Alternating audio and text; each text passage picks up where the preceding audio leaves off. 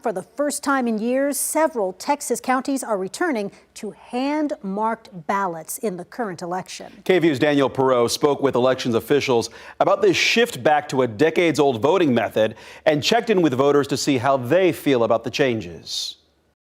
Most Texas voters are familiar with these white devices. They're touchscreen ballot marking devices where voters will just use the screen to select who or what they're voting for or against. However, in Williamson County and several other counties across the state, they're going from these screens to paper ballots where voters will use pens to fill them out. Once they fill out the ballot, they'll go over to a machine like this and put it in there so the votes can be tabulated.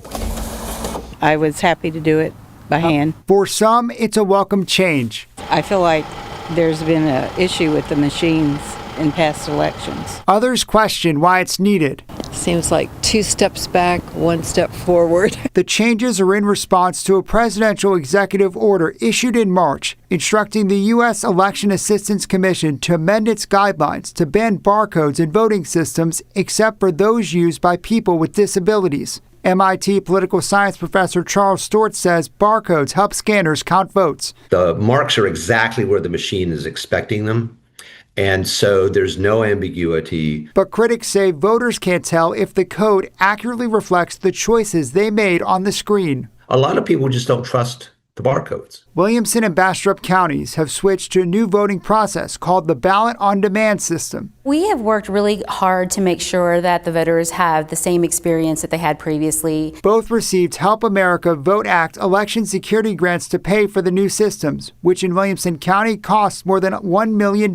It's been a huge undertaking, but we knew that going in, and that's why we decided to go ahead and make the switch earlier rather than later. Other Central Texas counties like Travis are staying the course. We're still in compliance with state law, and until we get clear guidance, we're not prepared to spend $15 million of taxpayer money. David Becker with the Center of Election Innovation Research says President Trump does not have the authority to change how elections are run. If I wrote the same exact words in a napkin with crayon, it would have the same legal effect as the president doing so. Voters handmark their ballots in roughly 20% of Texas's 254 counties. In some cases, critics say those ballots can be harder for a machine to read if voters don't fill them out properly. Are there any concerns with that? There are no concerns.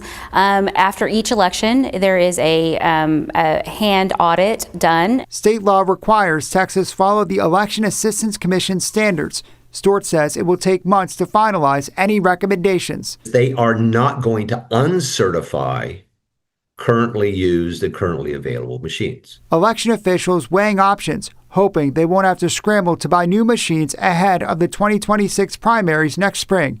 Daniel Perot, KVUE News, Georgetown. And tomorrow is the last day that you can vote early in the current election. And Election Day is on Tuesday. And if you'd like to get KVUE's voter guide, you can just text VOTE to the number right there on your screen, 512-459-9442. And we will send you a link to the KVUE voter guide.